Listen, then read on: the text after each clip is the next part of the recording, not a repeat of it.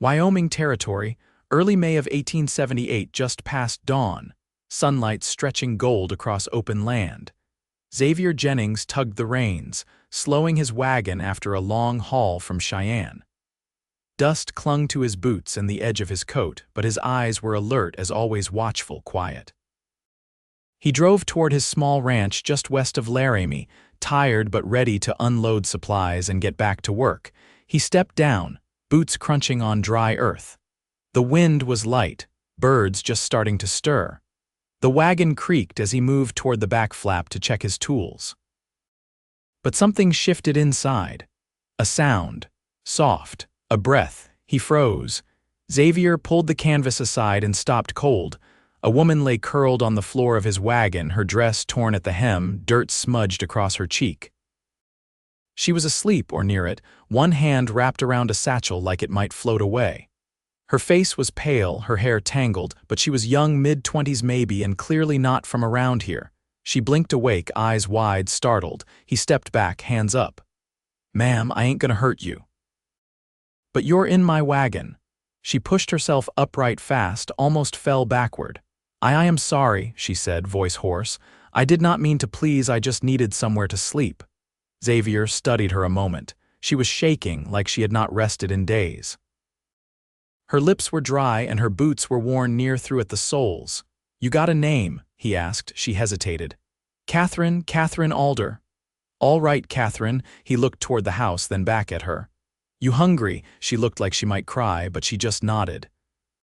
He helped her down from the wagon, careful not to touch her unless she reached first. She followed him into the small cabin, one room, simple wood stove, a cot on one side, table and chairs on the other. He handed her a cup of water first, then set a pan of leftover beans to warm. She drank like she had not had water in days. Over breakfast, she did not say much.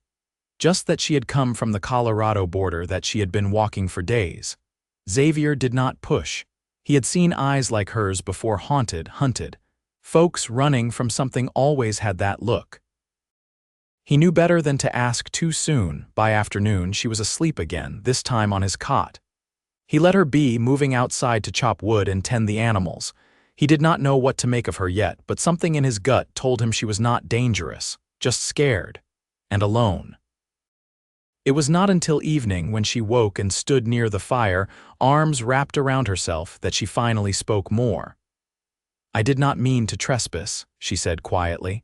I could not sleep under the trees anymore. I kept hearing things. I thought maybe a wagon would be safer." "You running from someone?" he asked, voice low. She nodded once. "Yes." He waited, but she said no more. "You can stay a few days," he said, "until you figure out where to go next." Her eyes softened. "Thank you," Xavier nodded. "You sleep." "I'll take the floor." That night she curled under a blanket on the cot, facing the wall. Xavier lay on the floor across the room, arm behind his head, listening to the wind push against the door. He did not sleep much. He kept thinking about the way her hands trembled, how she flinched when he moved too fast. There was more to her than she was saying. But he would not force it. 2 days passed. She helped with chores, quiet but steady. She did not talk much, but she watched everything, his movements, the land. She was quick, smart. Learned how to pump water, how to feed the chickens without scattering them, how to mend a fence. By the third morning, he found her sitting by the stove, hands wrapped around a fresh cup of coffee. She looked stronger. Her cheeks had color again. "I was married once," she said, not looking at him. "In Denver, he was a respected man, banker." Xavier stood still, listening. He seemed kind at first, but he was not. "He hurt me, often. I did not speak of it because no one would believe me." She looked up then, meeting his eyes. "One night he came home drunk, said he was going to make sure I could never leave. I ran. Took nothing but my satchel. I have not stopped running since." Xavier crossed the room slowly, pulled out the chair beside her. He sat, not reaching, not pushing. "I believe you," he said. Her eyes flooded, but she blinked them clear. "You should not get involved. I already am." She let out a breath like something inside her cracked open. Then she reached for his hand, fingers brushing his. Light, careful, he did not pull away. That evening they sat outside, watching the sun fall behind the hills. She leaned into him just slightly. He let her, and that night she did not sleep on the cot. She lay beside him on the floor, close but not touching, her breathing steady beside his. By the 5th day she had stopped jumping at every sound. She laughed once, low and surprised, when Xavier spilled coffee on his shirt. He grinned at her, heart kicking harder than he liked to admit. "You could stay," he said quietly, "if you wanted." She looked down. "I would like that." The next morning a rider approached. Dust clouded behind the horse and Xavier narrowed his eyes, stepping forward. The man stopped a few yards out. "Looking for a woman," he said. "Name's Katherine Alder. You seen her?" Katherine stepped out behind Xavier. "I am here," she said. Her voice was steady. The man turned in the saddle. "Your husband's been looking, offering money." "I am not going back," she said. The rider frowned. "He wants you dead, miss." He said as much. Xavier stepped forward. She said no. "That is the end of it." The man's hand twitched near his holster, but Xavier did not flinch. After a long moment the rider turned his horse. "This is not over," he said, and rode off. Katherine sagged, shaking. Xavier caught her arm. "You are not alone anymore," he said. She looked up at him, eyes wet. "I know." And she kissed him soft, unsure but real. He kissed her back. The wind shifted warmer by mid-May, carrying the scent of snowmelt from the mountains. Morning came with birdsong and the sharp scent of coffee, but the unease left behind by the rider's visit hadn't lifted. Xavier stood at the edge of the corral, hammer in hand, mending a broken gatepost. He glanced toward the cabin once, just to see her moving inside. Katherine, brushing her hair back, sleeves rolled to her elbows as she swept the floor like the place belonged to her now. She hadn't asked again about staying. She didn't need to. He caught her humming once. A low, lonesome tune, unfamiliar but steady. She stopped when she saw him listening. "I didn't mean to be loud," she said, brushing a strand of hair behind her ear. "You weren't," he said. "It was nice." She looked at him, then out toward the hills.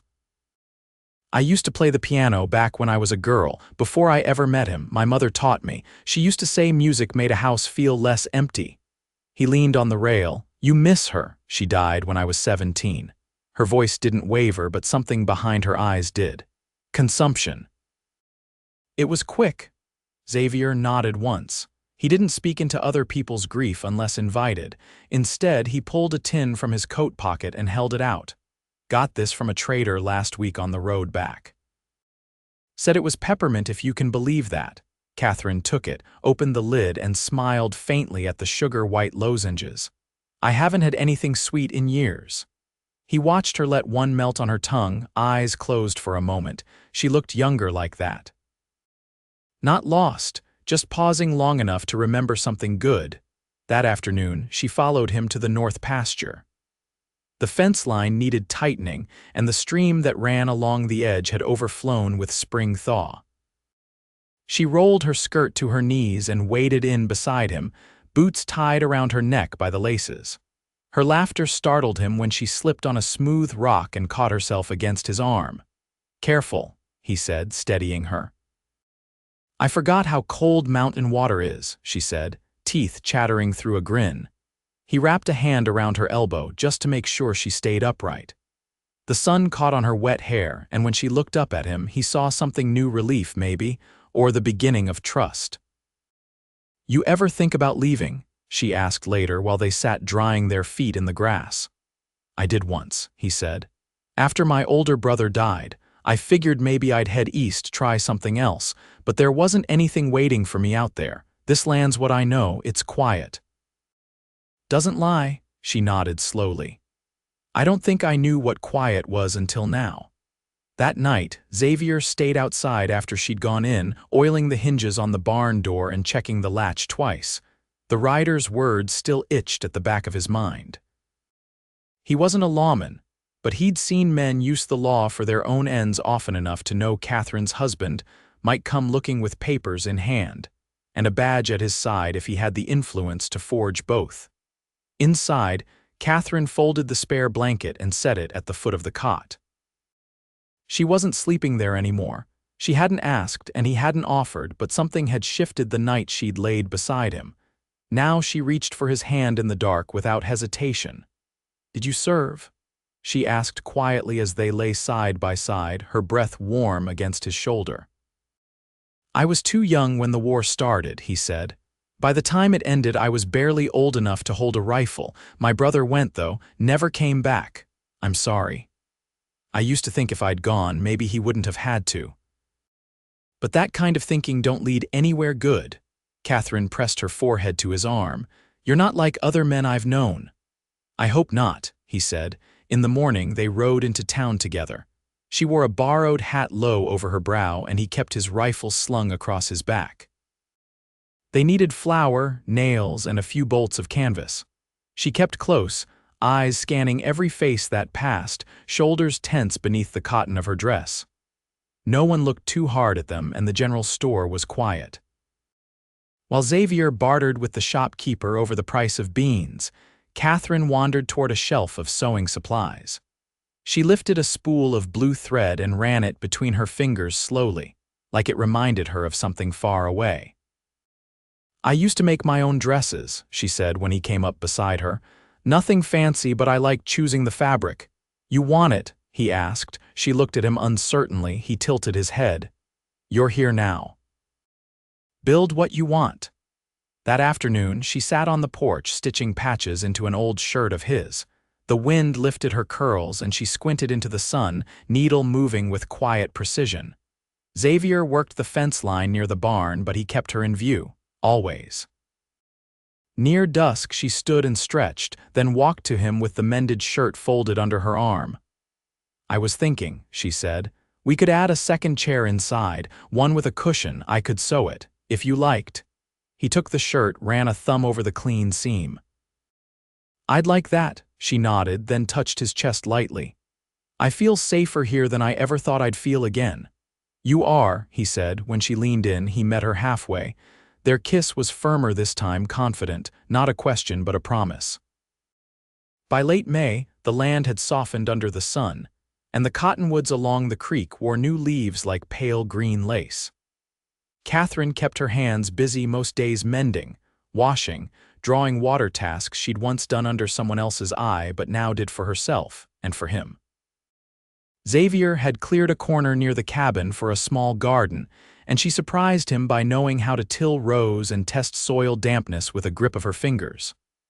"My aunt had a plot like this," she said, crouched over a line of seeds. "She taught me how to plant root vegetables during the war years, said they grew quiet without fuss." "You want turnips or beets?" he asked, holding both seed sacks. "Turnips," she said. "Beets bleed too much on the knife." She didn't explain what that meant, and he didn't ask. The days stretched longer, and with them came a rhythm neither of them spoke aloud. She rose before him most mornings, already dressed, already moving. He found her once standing at the edge of the creek behind the cabin, watching the water slip past. She didn't turn when he approached. "Have you ever thought about what makes a place feel like yours?" she asked, voice low. "Land's just dirt until someone loves it," he said. She nodded once, as if that settled something. The next week, a neighbor rode up from the South Trail. Samuel Wicks, a wiry man in his 40s with a stiff knee and a mouth always tasting of tobacco. He brought a crate of potatoes and news from Laramie. "They're saying someone's been asking around at the station," Samuel said, tipping his hat toward Katherine without looking her in the eye. "Eastern fella. Clean coat, silver typin', asking about a woman traveling alone on foot." Xavier's grip on the porch rail tightened, but he didn't speak. Katherine stepped forward. Did he show a name? Didn't need to. "Men like that don't come here for the scenery." Samuel left not long after, and Xavier watched dust roll out behind him for a long time before turning back to her. "You want to leave?" he asked, her fingers twisted in the fabric of her apron. "No," he waited. "I want to stay," she said. "But I don't want you getting caught in the middle." "I already am," he said. "And I'm not moving." That night, he took the rifle down from its place above the door and cleaned it by lantern light. She sat nearby, shelling peas into a wooden bowl, her movements even.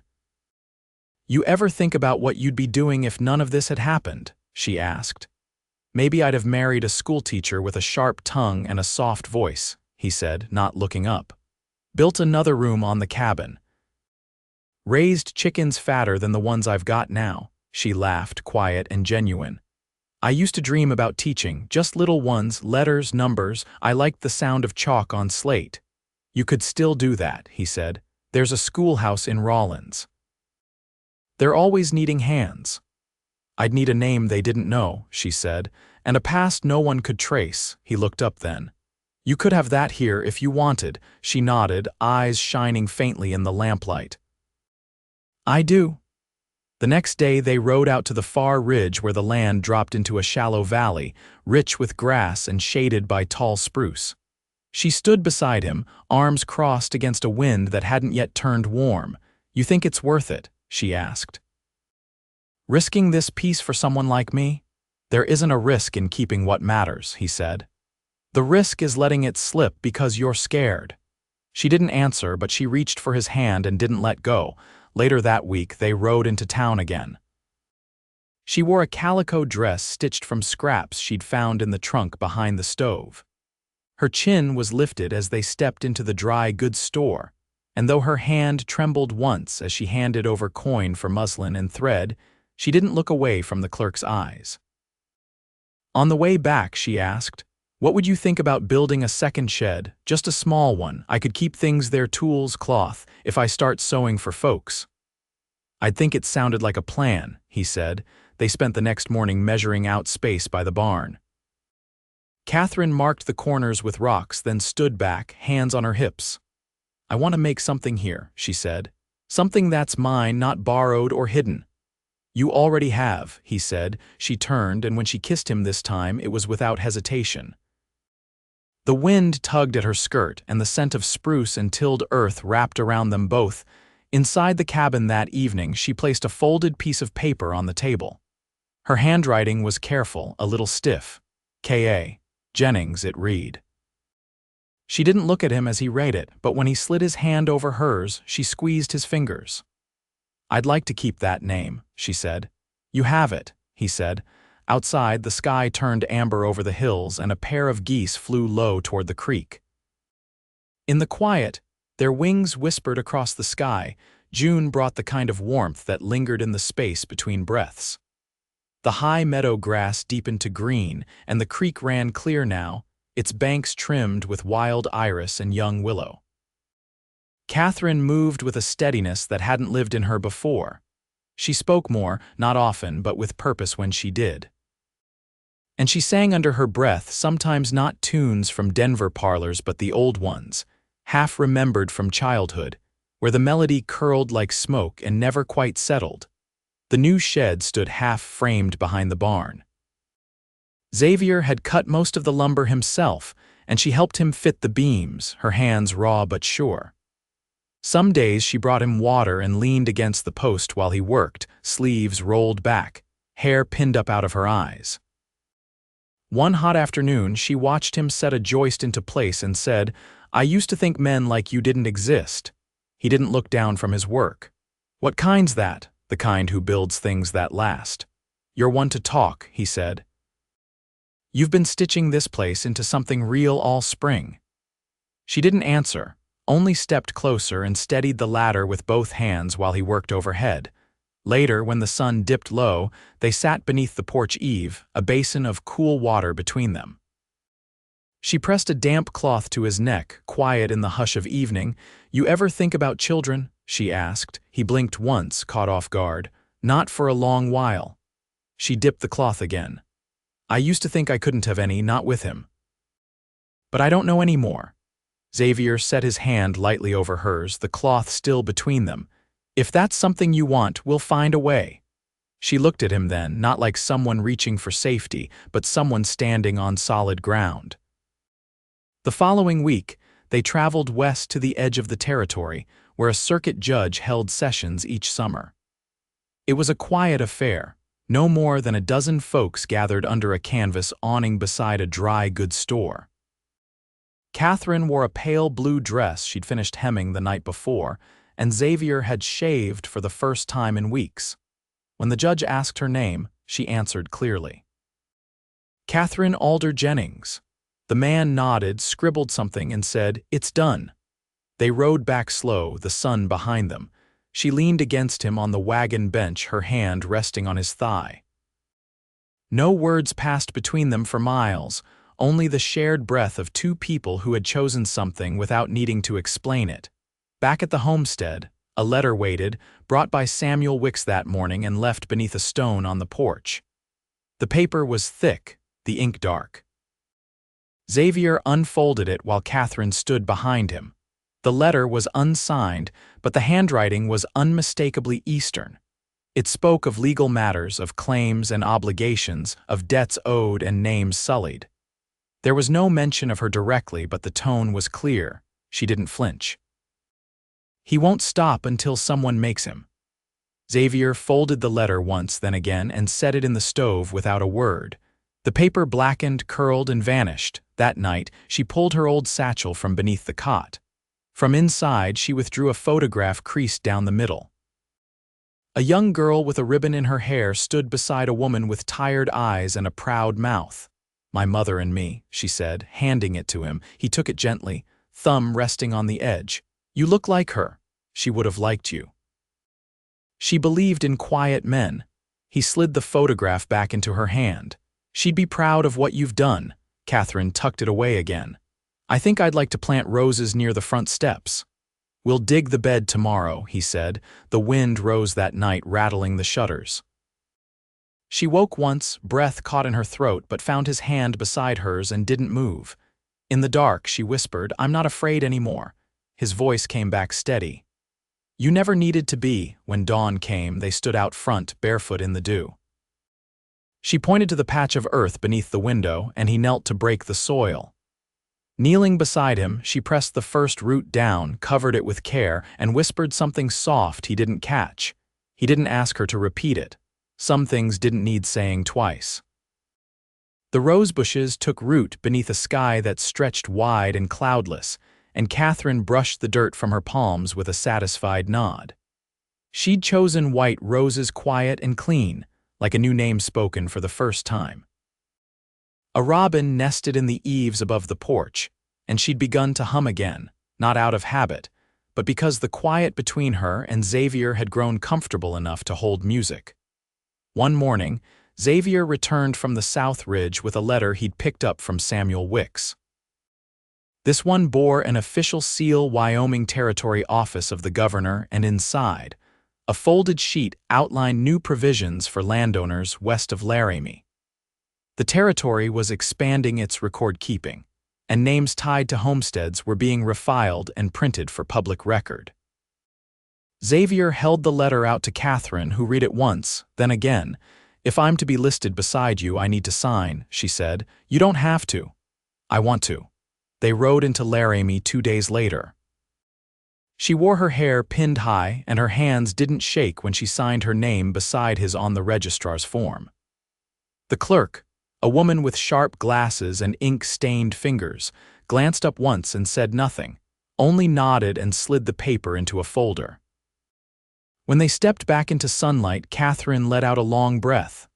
"I thought I'd feel afraid again," she said, "but I don't." "You're not hiding anymore," Xavier said. They stopped by the lumber yard to order shingles for the shed roof. A boy no older than 13 took down the request and promised delivery by week's end. On the way out of town, they passed the schoolhouse. Through its open door came the sound of children reciting their letters. Katherine paused, one hand resting on the fence rail. "Do you think they'd ever take on another instructor?" she asked. "I think they'd be lucky to have you." She didn't reply right away. "I could ride in twice a week. I'd still have time to keep my sewing going here." "You'd make it work," he said. "You always do." By midsummer, she'd begun teaching 2 days a week in town. She rode in before sunrise with a wrapped biscuit and a tin of coffee tucked in her saddlebags and returned by dusk, dust on her sleeves and a smile that didn't fade. The children called her Mrs. Jennings by the second week, and by the third, she'd drawn up a plan to help some of the older girls sew their own school aprons. At home, Xavier finished the shed and started adding shelves inside. He built her a proper work table, sanded smooth, and left a small glass jar of wildflowers on top. When she found it, she didn't say anything, just leaned in the doorway until he turned, then stepped into his arms and stayed there. They built a new routine without speaking it aloud. She cooked breakfast while he fed the horses. He hammered shingles while she marked lessons in a ledger. They read by lantern in the evenings, her feet tucked under his leg, her head against his shoulder. In early August, a letter arrived from Denver, forwarded through the circuit court. Katherine opened it slowly at the table while Xavier waited across from her. The paper was thin, the script formal and cold. It bore the mark of a law firm informing her that her former husband had passed. A fall from a horse, quick, unavoidable, no heirs, no will. She set the letter down with both hands and stared at it for a long moment. "I used to imagine it would feel like victory," she said, "but it just feels done." Xavier didn't speak. He reached across the table and rested his hand over hers. She looked at him. "There's nothing left that belongs to him, not even my memory." "You've built something better," he said. That night, the cabin felt different, not lighter, but settled. Katherine moved slower before bed, folding the quilt at the foot of the mattress, tucking her nightgown into the chest, as if each small act was a final stitch closing one part of her life. In the morning, she stood barefoot at the doorway, watching the first light touch the hills. Xavier came up behind her, arms around her waist, chin against her hair. "I've been thinking," she said. "If we have a child someday, I'd name her after my mother, Helen." He kissed the top of her head. "She'd be proud of you. She'd be proud of us." By late September, the garden had gone to seed, and Katherine hung herbs from the rafters to dry. The shed smelled of lavender and cedar, and she'd taken to mending neighbors' coats and trousers in the evenings, her needle steady, her eyes warm. One afternoon, a wagon came up the lane. Samuel Wicks and his wife, Miriam. They'd brought a cradle hand-carved with a quilt draped over it. Miriam smiled and said nothing more than, "Thought you might need this come spring." Katherine's hand found Xavier's without hesitation. That night they sat beneath the stars, the air crisp, the sky endless. "I didn't think I'd get to have this," she said. "A home that felt like mine, a man who met me where I was and never asked me to be less. I didn't think I'd find someone who made the quiet feel full," he said. She turned toward him and their lips met, slow and sure. They married again that fall, this time beneath the cottonwoods by the creek, standing barefoot in the fading grass. Just the two of them, no words spoken, only hands joined and vows made in silence. They had a daughter the following spring. She was born in the early morning, with frost still clinging to the window panes and the scent of new lilac in the air. They named her Helen Clara Jennings. Katherine held her close, wrapped in a soft blue blanket stitched from scraps of her first dress. Xavier sat beside them, one large hand cradling the child's foot, wonder written plain across his face. In the years that followed, the cabin grew by 2 rooms. Katherine taught when she wished, sewed when she pleased, and walked the land each morning with Helen pressed against her chest. Xavier built more fence, added a second corral, and loved his wife with the kind of quiet, steady devotion that never frayed. And in every corner of the homestead, in the worn floorboards, the weathered porch rail, the white roses blooming each May, there was proof of what they had made together. A life that belonged only to them. A peace that had been earned, and love, always, that never had to be spoken to be known.